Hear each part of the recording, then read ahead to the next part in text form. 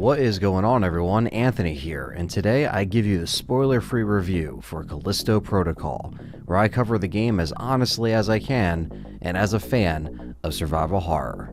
Is the online reviews too harsh, or are they telling the truth? Let's dive in to the Callisto Protocol. The game follows Jacob Lee, who gets captured and sent to Black Iron Prison, which is a maximum security penitentiary located on Jupiter's moon, Callisto. The prison is suddenly overrun with infected, while Jacob tries to make it out in one piece while uncovering the secrets and the horrors that awaits throughout the story. The positives. Callisto shows you the horror from the third-person perspective, with a combat system that is very grounded in this game and very invasive when it comes to facing the enemy one-on-one. It doesn't take on a traditional action-style gameplay with lots of gunplay. While there is guns here and you get an expanded arsenal throughout the game, it instead throws you into a melee combat system where you can dodge enemies and also use different styles of melee hits as you upgrade the baton throughout the game. Another layer to the game's combat is the trusty grip system, which allows you to grasp enemies and throw them into oblivion or kill them with several pieces of the environment, which is always satisfying. The game really does open up as you progress, and it does give you access to a shop system that makes you manage items, sell things that you find, and you get access to a skill tree that lets you upgrade and craft ammo throughout. Don't forget to stomp them bodies to get the loot from every enemy you kill. Once you learn how to use everything in the combat, it's very snappy and fulfilling, especially when you understand how enemies attack along with the dodging. It flows very well. There is a stealth element here to Callisto with enemies you can sneak behind and take down with a one-hit shiv kill that saves you time and resources. You can choose how you go about these situations, and it's up to the player to decide how they want to get through the madness. Another thing I love about this game is how immersive the gameplay felt. With great sound design, it definitely throws you into the dread that lurks around every corner. Enemies pop out of all areas of the map, breaking through walls and vents. The dark and gritty visuals are probably the best part about this game. Playing this in 4K on the Series X was definitely solid, especially after the updates. Another thing I really enjoyed about this game is that it did not hold back on the gore and the death scenes. It definitely went all out here, and there's several bloody executions that you can do with the infected, as well as bloody death scenes that happen to Jacob. Another thing I wanted to talk about that I enjoyed was the story of Callisto, and obviously I'm going to go into this without discussing any spoilers, but I just wanted to say that I thought the characters were very well written and well acted as well. I thought everyone did a phenomenal job, and it really held my interest to see how these characters can unravel and what we were finding out about them, and also the infection here on Callisto. There's also audio logs and information that you can harvest that kind of fills in the gaps as to what happened here on the prison before and during the outbreak. You can tell they really tried to put a lot of thought into this universe, and they didn't just throw stuff together. They really wanted to have a solid story and multiple layers as we uncover the truth throughout. I always wanted to continue playing to see what happened next, and even caught more stuff my second playthrough. The negatives.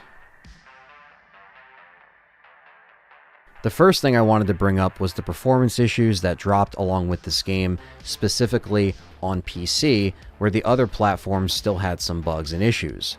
I just want to say that there is no excuse for games to release like this because it's not sending a good message to the consumer who spends $70+ on a game and they expect it to work properly out of the gate. I did not experience many issues at all on my Series X, as I updated it live on my first playthrough once they dropped the first 12 gig update. And there was a second update that also dropped on December 9th. The only issues that I had on my end was that sometimes the cutscenes would drop frames from time to time. This wouldn't happen at every cutscene, but specific ones in the beginning and some towards the end.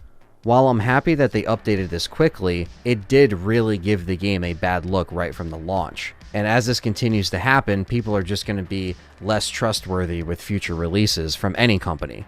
So what are some issues I have with the actual gameplay and the content within the game? Well, the first thing I wanted to talk about was the absence of a quick turn. I think adding something like this within combat situations and certain things that occur in this game, having that would actually be really handy for the player, and it wasn't here. While the combat was still really smooth, and you can turn on auto-aim, which enables you to snap to enemies a little bit easier, it would be nice if we just had the option of quick turn. Another thing that was really disappointing was the lack of unlockables, and there wasn't much replay value after you beat the game, even on the harder mode. Now, I know there's content planned for next year, with story content and plans for a New Game Plus in February, but I think New Game Plus should have been here from the start.